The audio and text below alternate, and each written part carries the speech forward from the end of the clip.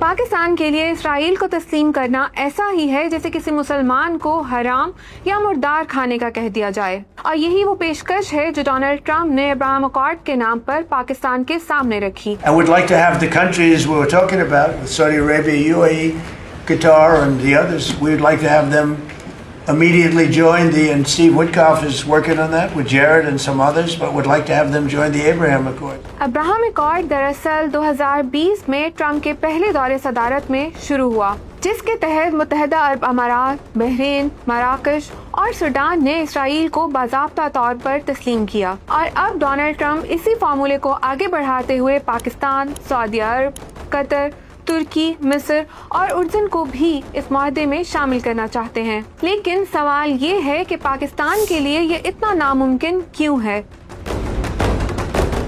1947 میں جب اقوام متحدہ میں اسرائیل کی تخلیق کا ووٹ ہوا، پاکستان نے اس کے خلاف ووٹ دیا۔ قائد اعظم محمد علی جناح نے اسرائیل کو ناجائز ریاست قرار دیا۔ تب سے آج تک 77 سال میں پاکستان نے کبھی اسرائیل کو تسلیم نہیں کیا۔ یہ محض خارجہ پالیسی نہیں، یہ پاکستان کا نظریاتی وجود ہے، اور آج جب غزہ میں 50,000 سے زائد فلسطینی شہید ہو چکے ہیں، جن میں اکثریت بچوں اور عورتوں کی ہے، ایسے وقت میں اسرائیل کو تسلیم کرنا پاکستانی عوام کے لیے کسی بھی صدمے سے کم نہیں۔ پاکستان کے وزیر خارجہ اسحاق ڈار نے امریکی وزیر خارجہ مارکو روبیو سے حالیہ ملاقات میں یہ پیشکش دو ٹوک انداز میں مسترد کر دی۔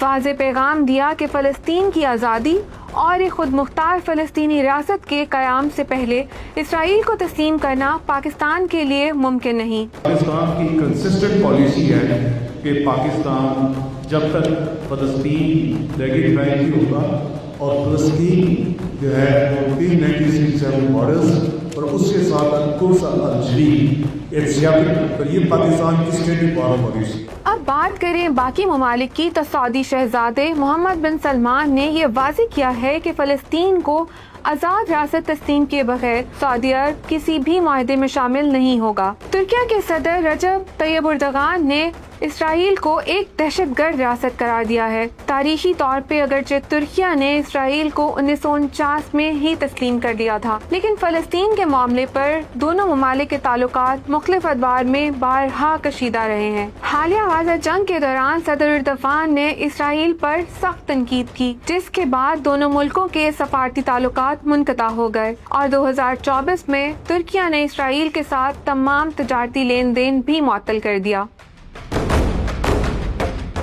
اگر قطر کی بات کی جائے تو وہ غزہ مذاکرات میں ثالث ہے، وہ اسرائیل کو کیسے تسلیم کرے؟ یعنی ٹرمپ کا یہ خواب فی الحال خواب ہی رہتا نظر آتا ہے۔ پاکستان کا یہ انکار کوئی ضد نہیں، یہ وہ خط احمر ہے جو مذہب، تاریخ اور ضمیر تینوں نے مل کر کھینچا ہے، اور جب تک فلسطین آزاد نہیں ہوتا یہ لکیر مٹنے والی نہیں۔